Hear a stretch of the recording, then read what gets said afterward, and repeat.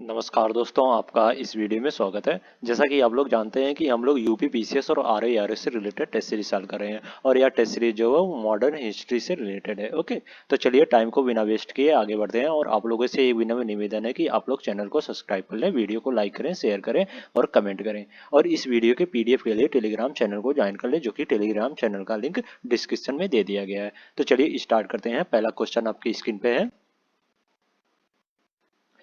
British company द्वारा बंगाल में इस्तेमारी बंदोबस्त लागू किया गया। इसके संदर्भ में निम्नलिखित कथनों पर विचार करें। पहला है, यह कंपनी और जमींदारों के मध्य राजस्व नियंत्रण के प्रत्यक्ष संबंध पर आधारित था। दूसरा है, इसके तहत जमींदारों को भूमि का स्वामी माना गया और साथ ही राजस्व समाहर्ता भी। उपयुक्त में से कौन सा कथन सत्य है?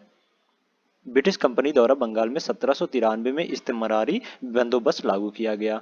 यह बंदोबस्त कंपनी और जमींदारों के मध्य राजस्व नियंत्रण के प्रत्यक्ष संबंध पर आधारित था। तो इसका जो कथन एक है वो सही हो जाएगा इसमें। ओके, और इसके तहत जमींदारों को भूमि का स्वामी नहीं माना गया। यह सिर्फ राजस्व समाहर्ता ही था। तो इसका जो कथन दो है वो गलत हो जाएगा इसमें। ओके, तो इसमें केवल एक सही है, तो ए इज द राइट आंसर हो जाएगा। नेक्स्ट क्वेश्चन है, आधुनिक भारत में ब्रिटिश के अंतर्गत राजस्व प्रणाली में प्रयुक्त शब्द महाजन से क्या अभिप्राय था? ऑप्शन ए, यह जमींदार के अंतर्गत संप्रदायों के लिए प्रयुक्त होता था। ऑप्शन बी है, यह बंगाल की दीवानी प्राप्त करने के बाद ब्रिटिश द्वारा बनाए गए प्रशासनिक केंद्र थे। ऑप्शन सी है, यह भू राजस्व मापने की इकाई थी। और ऑप्शन डी है, यह बड़े जमींदारों और उनके कनिष्ठ सहायकों की राजस्व नियंत्रण हेतु एक संस्था थी। आधुनिक भारत में ब्रिटिश के अंतर्गत राजस्व प्रणाली में प्रयुक्त महाजन शब्द का अभिप्राय जो है वो यह जमींदारों के अंतर्गत संप्रदायों के लिए प्रयुक्त होता था। तो इस प्रकार इसमें जो ऑप्शन ए है वो सही हो जाएगा। तो इसमें ए इज द राइट आंसर हो जाएगा। नेक्स्ट क्वेश्चन है, अनुशीलन समिति के संदर्भ में निम्नलिखित कथनों पर विचार करें। पहला है, अनुशीलन समिति की स्थापना प्रमोथा मित्तल ने की थी। और दूसरा कथन है, इसकी ढाका अनुशीलन समिति और युगांतर समूह दो शाखाएं थी। उपयुक्त में से कौन सा कथन सत्य है? अनुशीलन समिति की स्थापना जो है वो प्रमोथा मित्तल ने की थी और इसे 1902 में जितेंद्र नाथ बनर्जी, बरिंद्र घोष और अन्य शामिल थे। इसका मुख्यालय जो है वो कलकत्ता में, लेकिन इसके केंद्र पूरे भारत में समितियों की दो मुख्य शाखाएं ढाका अनुशीलन समिति और युगांतर समूह में विभाजित थी। तो इस प्रकार इसमें जो कथन एक है वो भी सही हो जाएगा और कथन दो जो है वो भी सही हो जाएगा। तो इसमें एक और दो दोनों सही है, तो सीधा राइट आंसर हो जाएगा। ओके, नेक्स्ट क्वेश्चन है, कांग्रेस समाजवादी दल के संदर्भ में निम्नलिखित कथनों पर विचार करें। पहला है, इस दल का प्रथम सम्मेलन 1934 में पटना में हुआ। दूसरा कथन है, इसकी स्थापना आचार्य नरेंद्र जयप्रकाश नारायण, मीनू मसानी एवं अशोक मेहता के प्रयत्नों से की गई थी। उपयुक्त में से कौन सा कथन सत्य है? कांग्रेस समाजवादी दल की स्थापना जो है वो 1934 में आचार्य नरेंद्र जयप्रकाश नारायण, मीनू मसानी और अशोक मेहता के प्रयत्नों से की गई थी। तो इस प्रकार जो कथन एक है वो सही हो जाएगा, कथन दो जो है वो सही हो जाएगा इसमें। ओके, और इस दल का प्रथम सम्मेलन जो है वो 1934 में पटना में हुआ था। तो इस प्रकार जो कथन एक है वो भी सही हो जाएगा। तो इसमें एक और दो दोनों सही है, तो सीधा राइट आंसर हो जाएगा। ओके, नेक्स्ट क्वेश्चन है,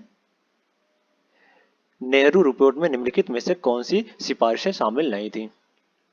नेहरू रिपोर्ट जो है वो अगस्त 1928 में प्रस्तुत की गई थी। पंडित मोतीलाल नेहरू की अध्यक्षता में भारतीय संविधान के मसौदे को तैयार करने के लिए एक 8 सदस्यीय वाली समिति बनाई गई थी। इस समिति ने प्रस्तावित संविधान का जो प्रारूप प्रस्तुत किया उसे ही नेहरू रिपोर्ट के नाम से पुकारा गया। नेहरू रिपोर्ट की सिफारिशें में जो शामिल नहीं था वो पूर्ण स्वराज था। तो इस प्रकार इसमें जो ऑप्शन सी है कथन तीन है वो गलत हो जाएगा। ओके, यह नेहरू रिपोर्ट के संदर्भ में शामिल नहीं था, सिफारिशों में शामिल नहीं था। तो इसमें तीन इधर केवल तीन इधर राइट आंसर हो जाएगा। तो इसमें डी इधर राइट आंसर हो जाएगा। ओके, क्वेश्चन है, दीपावली घोषणा के संदर्भ में निम्नलिखित कथनों पर विचार करें। पहला, इसकी घोषणा लॉर्ड इरविन द्वारा की गई थी। और दूसरा कथन है, यह भारत के औपनिवेशिक दर्जे से संबंधित है। उपयुक्त में से कौन सा कथन सत्य है? दीपावली घोषणा या इरविन घोषणा 31 अक्टूबर 1929 को भारत के तत्कालिक वायसराय लॉर्ड इरविन द्वारा ब्रिटिश साम्राज्य में भारत की औपनिवेशिक स्थिति के संबंध में दिया गया बयान था। तो इस प्रकार इसमें जो कथन एक है वो सही हो जाएगा और कथन दो जो है वो भी सही हो जाएगा। तो इसमें एक और दो दोनों सही है, तो सीधा राइट आंसर हो जाएगा। ओके, नेक्स्ट क्वेश्चन है, निम्नलिखित में से कौन सा प्रावधान रेलवे योजना से जुड़ी नहीं है?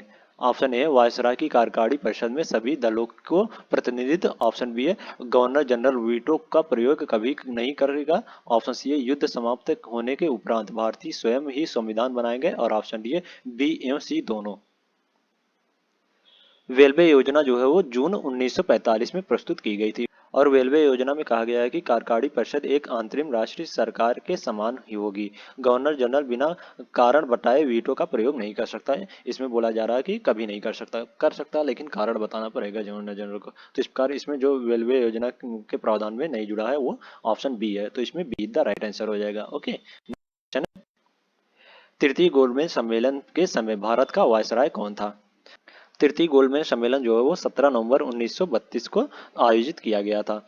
इस सम्मेलन में कुल 46 प्रतिनिधियों ने हिस्सा लिया था। यह सम्मेलन बिना किसी निर्णय के समाप्त हुआ। तृतीय गोलमेज सम्मेलन में कांग्रेस के किसी प्रतिनिधि ने भाग नहीं लिया था। इस समय भारत का वायसराय जो था वो लॉर्ड विलिंगटन था। तो इस प्रकार इसमें डी द राइट आंसर हो जाएगा। ओके, तृतीय गोलमेज सम्मेलन के समय लॉर्ड विलिंगटन वायसराय था भारत का। तो इसमें C D the right answer हो जाएगा। नेक्स्ट क्वेश्चन, कलकत्ता के कांग्रेस अधिवेशन में निम्नलिखित में से किस लोगों ने गांधी जी की असहयोग आंदोलन से जुड़ी प्रस्ताव का विरोध किया? पहला मोहम्मद अली जिन्ना, दूसरा है मदन मोहन मौलवी, तीसरा है एनी बेसेंट और चौथा है विपिन चंद्र पाल।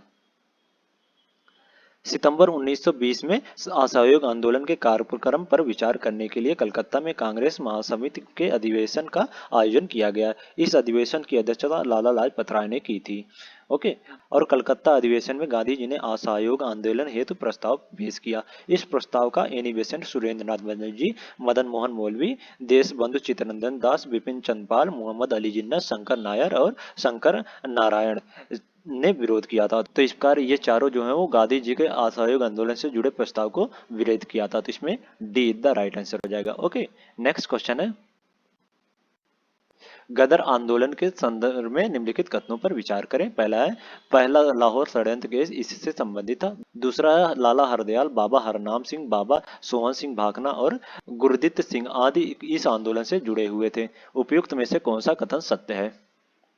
गदर आंदोलन भारत की आजादी के लिए ब्रिटिश साम्राज्य के विरुद्ध किए गए आंदोलनों में से एक था। लाला हरदयाल, बाबा हरनाम सिंह, बाबा सोहन सिंह भाकना और गुरदित्त सिंह आदि इस आंदोलन से जुड़े हुए थे। तो इस प्रकार जो कथन एक है वो सही हो जाएगा इसमें। ओके, और यह पहला लाहौर षड्यंत्र केस गदर आंदोलन के असफल होने के बाद लाहौर पर संयुक्त राज्य अमेरिका में आयोजित ट्रायल की एक श्रृंखला थी। तो इस प्रकार जो कथन दो है, कथन एक है वो भी सही हो जाएगा। तो इसमें एक और दो दोनों सही है, तो सीधा राइट आंसर हो जाएगा। ओके, नेक्स्ट क्वेश्चन, मुस्लिम लीग का पहला अध्यक्ष कौन था? मुस्लिम लीग की स्थापना जो है वो वर्ष 1906 में आगा खां ढाका के नवाब सलीमुल्लाह और नवाब मोहसिन उल्लाह मुल्क के नेतृत्व में की गई थी। वकार उल मुल्क मुस्लिम लीग के पहले अध्यक्ष थे। तो इस प्रकार इसमें बी द राइट आंसर हो जाएगा। ओके, मुस्लिम लीग की स्थापना जो है वो वर्ष 1906 में हुई थी। नेक्स्ट क्वेश्चन है, द्वितीय आंग्ल अफगान युद्ध निम्नलिखित में से किस वायसरायों के काल में हुआ? ऑप्शन ए, पहला है लॉर्ड लिटन, दूसरा है लॉर्ड कैनिंग, तीसरा है लॉर्ड रिपन। आंग्ल अफगान युद्ध को अफगान युद्ध भी कहा जाता है। इतिहास में 3 अफगान युद्ध लड़े गए थे और वे पहला अफगान युद्ध जो है वो 1838 से 1842 के बीच लड़ा गया था और दूसरा अफगान युद्ध 1878 से 1880 के बीच और तीसरा अफगान युद्ध जो है वो 1919 में। ओके, तीसरा जो है वो 1919 में, दूसरा जो है वो 1878 से 1880 तक और पहला जो है वो 1838 से 1842 तक। ओके, पहला, दूसरा और तीसरा। ओके, द्वितीय आंग्ल अफगान युद्ध जो है वो वायसराय लॉर्ड लिटन के शासन काल से प्रारंभ होकर और उत्तराधिकारी लॉर्ड रिपन के शासन काल में समाप्त हुआ था। तो इस प्रकार इसमें 1 और 3 इज द राइट आंसर हो जाएगा। तो इसमें सी द राइट आंसर हो जाएगा। ओके, नेक्स्ट क्वेश्चन है, निम्नलिखित में से कौन सी घटना सबसे बाद में हुई थी? बैरकपुर छावनी में विद्रोह जो है वो 1857 में हुई थी। ओके, और सती प्रथा का उन्मूलन जो है वो 1829 में हुआ था। 1829 में सती प्रथा का उन्मूलन हुआ था और अवध का विलय जो है वो 1856 में हुआ था। 1856 में अवध का विलय हुआ था। सहायक संधि लागू होना जो है वो 1798 में हुआ था। सहायक संधि लागू 1798 में।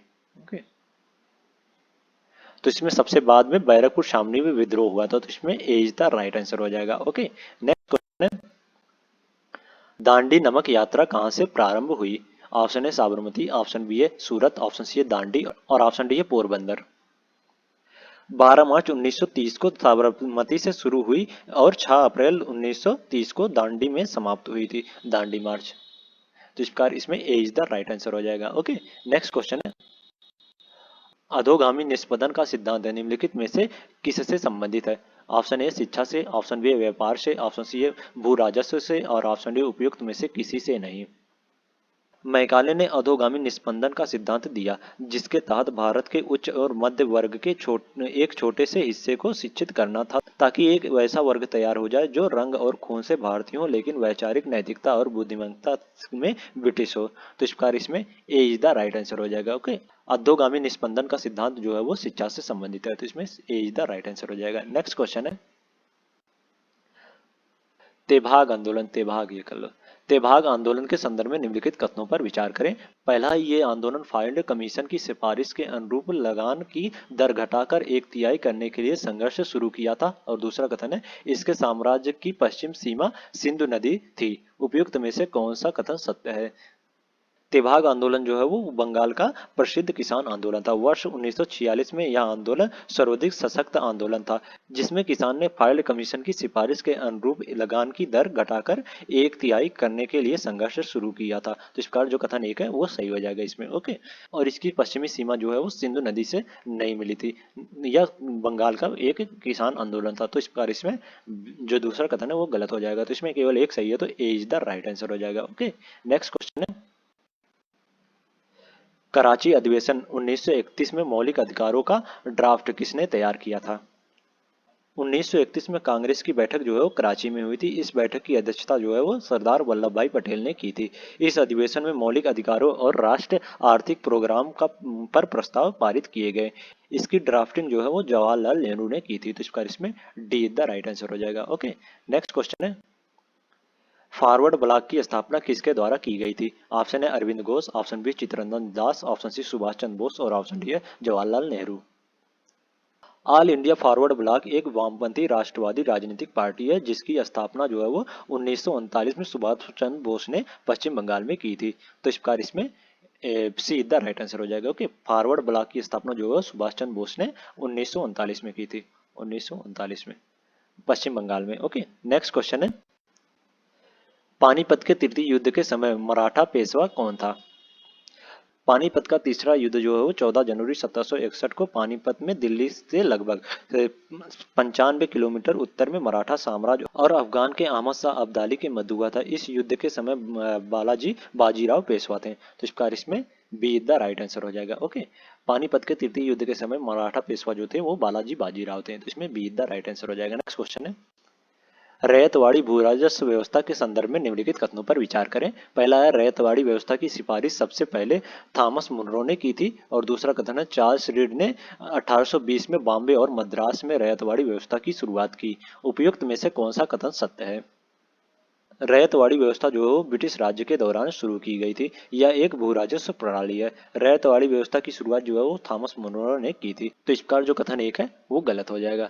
इसकी रैयतवाड़ी व्यवस्था की सिफारिश नहीं बल्कि इसकी स्थापना थॉमस मुनरो ने की थी। ओके, और थॉमस मुनरो ने 1820 से 1827 तक मद्रास के गवर्नर के रूप में कार्य किया। थॉमस मुनरो ने 1820 में बॉम्बे और मद्रास में रैयतवाड़ी व्यवस्था की शुरुआत की थी, ना कि चार्ल्स रीड ने। तो इस प्रकार जो कथन दो है वो भी गलत हो जाएगा। तो इसमें एक और दो दोनों गलत है, तो डी द राइट आंसर हो जाएगा इसमें। ओके, नेक्स्ट क्वेश्चन है, भारत में रेलवे के विकास के संदर्भ में निम्नलिखित कथनों पर विचार करें। पहला है, भारत में रेलवे के विकास की दिशा में सर्वप्रथम प्रयास गवर्नर जनरल लॉर्ड हार्डिंग ने निजी कंपनियों के समक्ष रेल प्रणाली के निर्माण का प्रस्ताव रखकर किया। और दूसरा कथन है, भारतीय उपमहाद्वीप में प्रथम रेलगाड़ी महाराष्ट्र स्थित मुंबई और ठाणे के बीच चलाई गई थी। उपयुक्त में से कौन सा कथन सत्य है? भारत में रेलवे के विकास की दिशा में सर्वप्रथम प्रयास जो है वो 1843 में तत्कालिक अंग्रेज गवर्नर जनरल लॉर्ड हार्डिंग ने निजी कंपनियों के समक्ष रेल प्रणाली के निर्माण का प्रस्ताव रखकर किया था। जिस प्रकार जो कथन एक है वो सही हो जाएगा इसमें। ओके, और भारतीय उपमहाद्वीप में प्रथम रेलगाड़ी महाराष्ट्र स्थित मुंबई और ठाणे के बीच चलाई गई थी। तो इस प्रकार जो कथन दो है वो भी सही हो जाएगा। तो इसमें एक और दो दोनों सही है, तो सीधा राइट आंसर हो जाएगा इसमें। ओके, नेक्स्ट क्वेश्चन है, 1833 के चार्टर के संदर्भ में निम्नलिखित कथनों पर विचार करें। पहला है, इसे सेंट हेलेनी अधिनियम भी कहा जाता था। और दूसरा कथन है, इस अधिनियम के प्रावधानों के तहत कंपनी अब विशुद्ध रूप से एक प्रशासनिक निकाय बन गई है। उपयुक्त में से कौन सा कथन सत्य है? 1833 के चार्टर अधिनियम को सेंट हेलेना अधिनियम भी कहा जाता है और भारत सरकार अधिनियम 1833 के रूप में भी जाना जाता है। सेंट हेलेना द्वीप का नियंत्रण ईस्ट इंडिया कंपनी के क्राउन को स्थानांतरित कर दिया गया था। तो इस प्रकार जो कथन एक है वो सही हो जाएगा। ओके। और इस अधिनियम के प्रावधान के तहत कंपनी अब विशुद्ध रूप से एक प्रशासनिक निकाय बन गई थी। तो इस प्रकार जो कथन दो है वो भी सही हो जाएगा। तो इसमें एक और दो दोनों सही है, तो सीधा राइट आंसर हो जाएगा इसमें। ओके। नेक्स्ट क्वेश्चन है, वुड्स डिस्पैच किस गवर्नर जनरल के काल से जुड़ा था? ऑप्शन है लॉर्ड डलहौजी, ऑप्शन बी है Lord William Bentinck, option C है लॉर्ड हेस्टिंग और ऑप्शन डी है Lord Canning. Sir Charles Wood उस समय ब्रिटिश ईस्ट इंडिया कंपनी के बोर्ड ऑफ कंट्रोल के अध्यक्ष थे।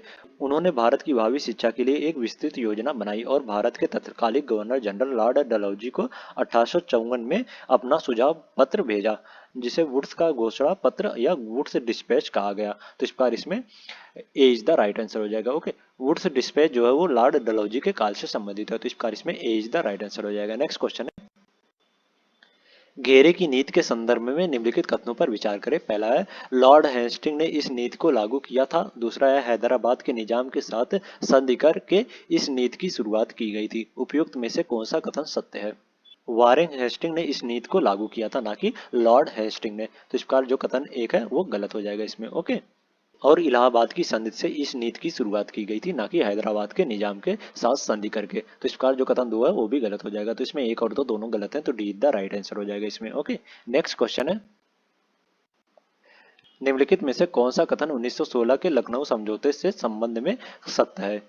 पहला है, इसमें तिलक द्वारा स्वराज हमारा जन्मसिद्ध अधिकार का नारा दिया गया। दूसरा है, इस समझौते का विरोध मदन मोहन मौलवी ने किया था। तीसरा है, इसमें मुस्लिम के साथ पृथक निर्वाचन प्रणाली को कांग्रेस ने स्वीकार कर लिया था। और चौथा है, इसकी अध्यक्षता एनी बेसेंट ने की थी।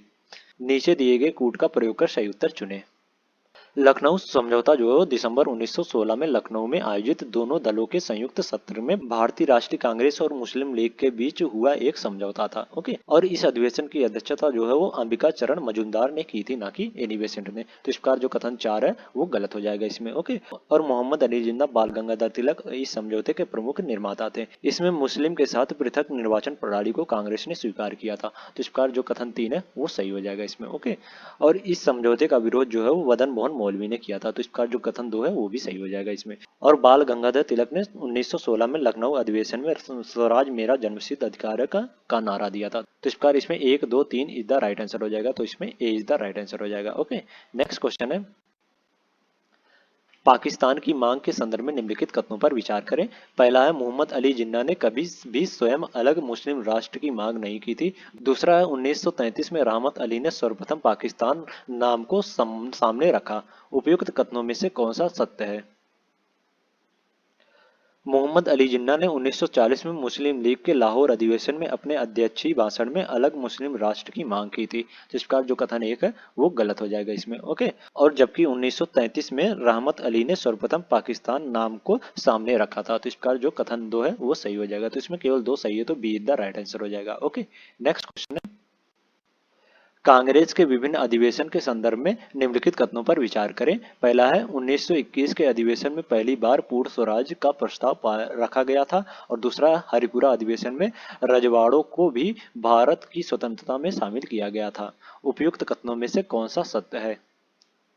मौलाना हसरत मोहानी 1921 में कांग्रेस के अहमदाबाद अधिवेशन में अंग्रेजों से पूर्ण स्वतंत्रता की मांग करने वाले पहले कांग्रेसी कार्यकर्ता थे। हालांकि यह प्रस्ताव पास नहीं हो सका। तो इस प्रकार जो कथन एक है वो सही हो जाएगा इसमें। ओके।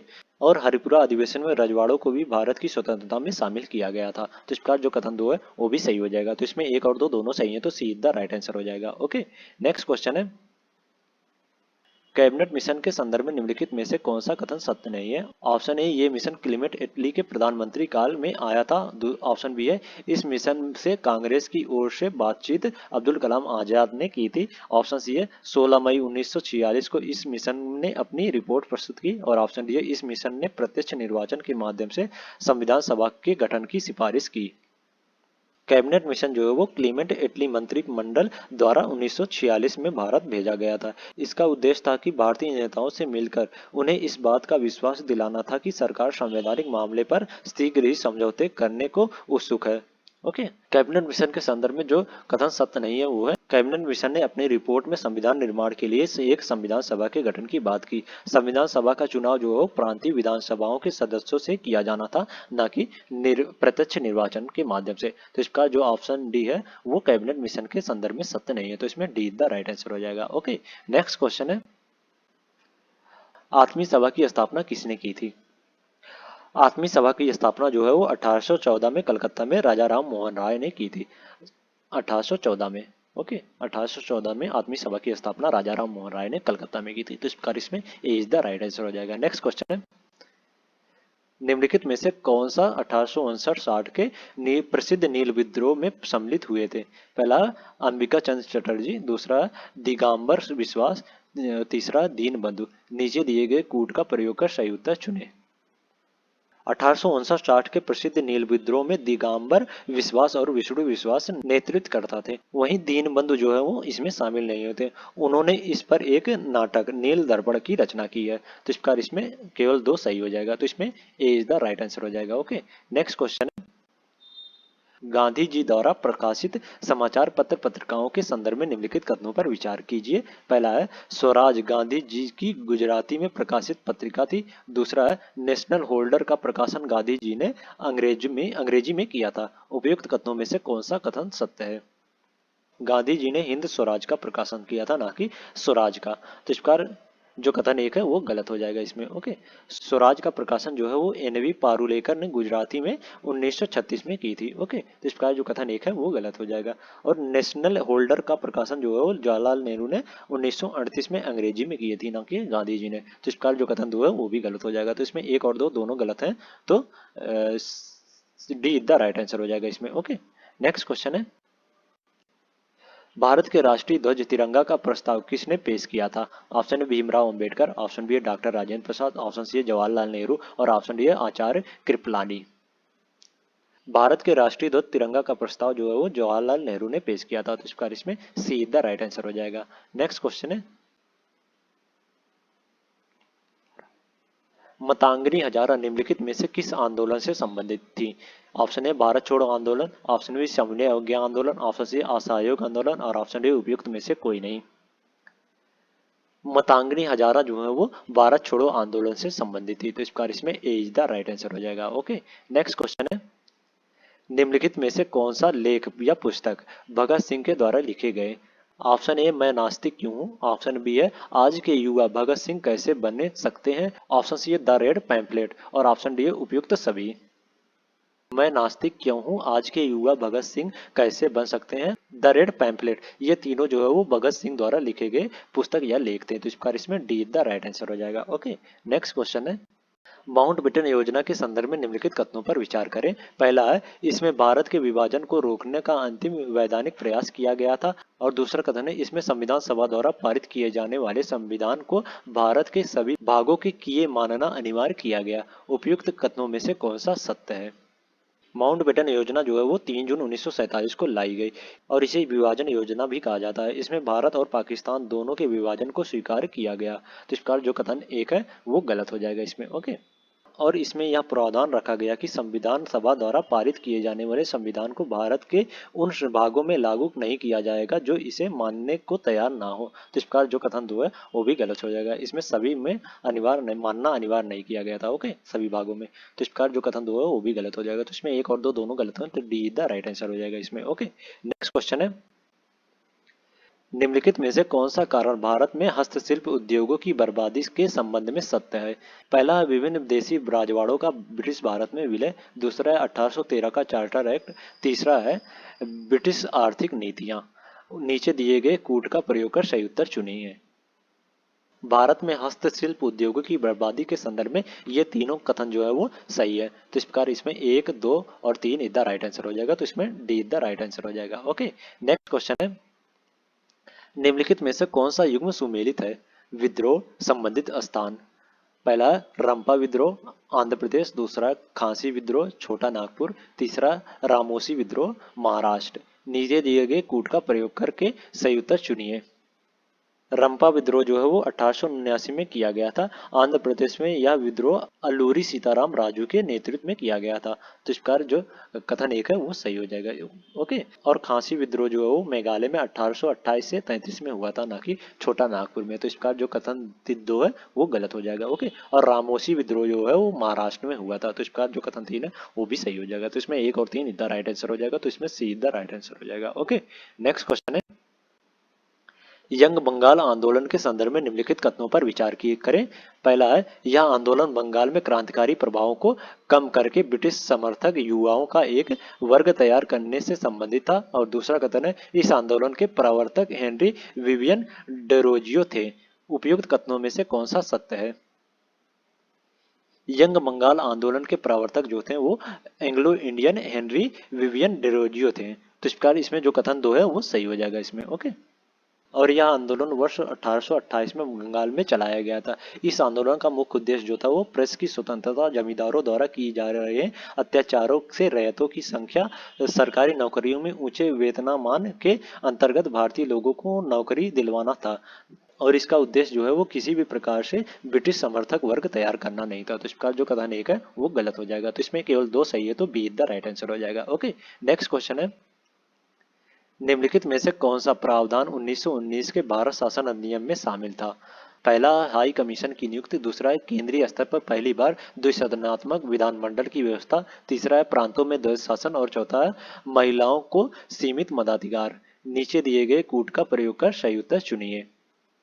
भारत शासन अधिनियम 1919 के प्रावधानों में ये चारों जो थे वो शामिल थे। तो इसका इसमें 1, 2, 3, 4 इधर राइट आंसर हो जाएगा। तो इसमें डी इधर राइट आंसर हो जाएगा। ओके। नेक्स्ट क्वेश्चन है, समाज सुधारक के संदर्भ में निम्नलिखित कथनों पर विचार करिए। पहला है, दास प्रथा का अंत गवर्नर जनरल एलेनब्रो के काल में किया गया। दूसरा है, ठगी प्रथा का अंत गवर्नर जनरल बेंटिक के काल में किया गया। और तीसरा है, विधवा पुनर्विवाह की कानूनी मान्यता डेलहौजी के काल में मिली। उपयुक्त कथनों में से कौन सा सत्य है? चार्टर अधिनियम 1833 के आधार पर लॉर्ड एलनबरो ने 1843 में एक्ट 5 पारित कर दास्ता को गैर कानूनी बना दिया गया और समस्त भारत में इसे वैध घोषित किया गया। तो इस प्रकार जो कथन एक है वो सही हो जाएगा इसमें। ओके। और ठगी प्रथा का अंत जो है वो गवर्नर जनरल विलियम बेंटिक के काल में किया गया था 1930 में, सॉरी 1830 में। ओके। तो इस प्रकार जो कथन 2 है वो भी सही हो जाएगा। विधवा पुनर्विवाह अधिनियम 1856 में लॉर्ड डेलहौजी के काल में पारित किया गया था। तो इस प्रकार जो कथन 3 है वो भी सही हो जाएगा। तो इसमें 1, 2, 3 तीनों सही है, तो डी द राइट आंसर हो जाएगा। ओके। नेक्स्ट क्वेश्चन है, वाइकोम सत्याग्रह के संदर्भ में निम्नलिखित कथनों पर विचार कीजिए। पहला है, यह आंदोलन हरिजनों के मंदिर प्रवेश से जुड़ा था। दूसरा है, गांधी जी इस सत्याग्रह के समर्थन में त्रिवणकोर गए थे। उपयुक्त में कथनों में से कौन सा सही है? वाइकोम सत्याग्रह जो है वो 1924 से 1925 में हुआ था। ओके। और यह सत्याग्रह जो था वो एक प्रकार का गांधीवादी आंदोलन था। और इस आंदोलन का नेतृत्व जो है वो टीके माधवन के कलप्पन तथा केपी केशव मेनन ने किया था। ओके।